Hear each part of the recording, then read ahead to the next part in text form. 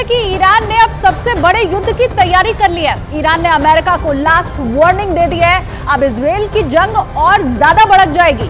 Israel और Hamas जंग के बीच इराक और सीरिया में अमेरिकी सेना पर हमले अब बढ़ गए। और ये भी आपको बताएं कि ये जो दावा है ये खुद अमेरिका की तरफ से किया गया है।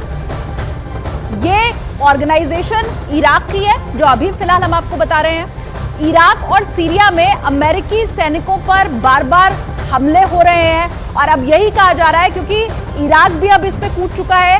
गाजा इजरायल कैसे पहले से ही युद्ध में है, तो इन सब के बाद अब मुसीबत न सिर्फ इन देशों की बल्कि पूरे विश्व की बढ़ने वाली है। इराक में ईरान के समर्थक लड़ाकों ने अमेरिका को आखिरी चेतावनी दे दी है और इसी के साथ अमेरिकी सेना को इराक खाली करने के लिए भी कह दिया गया है। अगर ऐसा नहीं हुआ तो फिर भारी अंजाम भुगतने की चेतावनी अमेरिकी सेना के लिए जारी की गई है।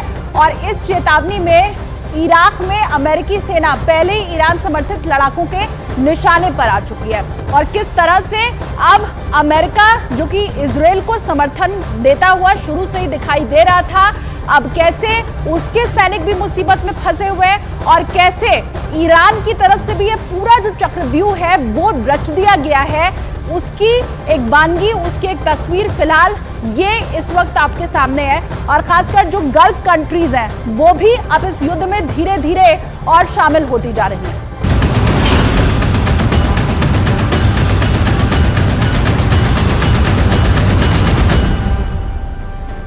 गाजा को मदद पहुंचाने के लिए रफा क्रॉसिंग को खोला गया। गाजा से मिस्र को जोड़ता है रफा क्रॉसिंग। मिस्र के अधिकार वाले रफा क्रॉसिंग को पार कर मिस्र से गाजा में ट्रकों की एंट्री शुरू। खाने और मेडिकल सामानों की हो रही है सप्लाई। अब गाजा के नागरिकों के लिए पहुंचेगी मदद। दक्षिणी इजराइल में सैकड़ों टैंक और जवानों के बीच गाजा बॉर्डर पर बड़ी हलचल। कभी भी शुरू हो सकता है हमास के खिलाफ ग्राउंड ऑपरेशन। उत्तरी गाजा में सुबह से लगातार हो रहे हैं हमले। हमास के ठिकानों पर आईडीएफ की तरफ से की गई बमबारी, कई रिहायशी बिल्डिंग तबाह। इजराइल ने जॉर्डन और मिस्र से अपने नागरिकों को वापस बुलाया। हमास से जंग के बीच दुनिया भर में इजरायली लोगों ने आतंकी हमले का खतरा जताया। गाजा में हमास के साथ लेबनान में हिजबुल्लाह के कमर तोड़ने में जुटी इजरायली सेना। दक्षिणी लेबनान में हिजबुल्लाह के ठिकानों पर इजराइल ने किए हवाई हमले। हिजबुल्लाह के सैन्य ठिकाने हुए बर्बाद। गाजा में इजरायली सेना ने रात भर हमास के ठिकानों पर अटैक किया। Anti tank missile launch pad समेत कमांड सेंटर को बनाया निशाना। युद्ध के 15वें दिन भी इजराइल ने गाजा पर ताबड़तोड़ हमले किए। हमले में करीब 30 लोगों के मारे जाने का दावा किया गया।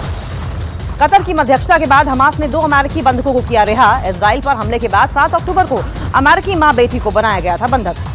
हमास की तरफ से रिहा करने के बाद दोनों अमेरिकी नागरिक इजराइल पहुंची। अमेरिकी राष्ट्रपति ने शिकागो की रहने वाली मां बेटी से फोन पर की बात। 10 अमेरिकी बंधक अब भी हमास के कब्जे में। 2 अमेरिकी नागरिकों की रिहाई पर बाइडेन ने कहा उन्होंने 14 दिनों तक एक भयानक स्थिति का किया सामना। दोनों के अपने परिवार से जल्द मिलने की कही बात। अमेरिका के 2 नागरिकों की रिहाई के बाद इजराइल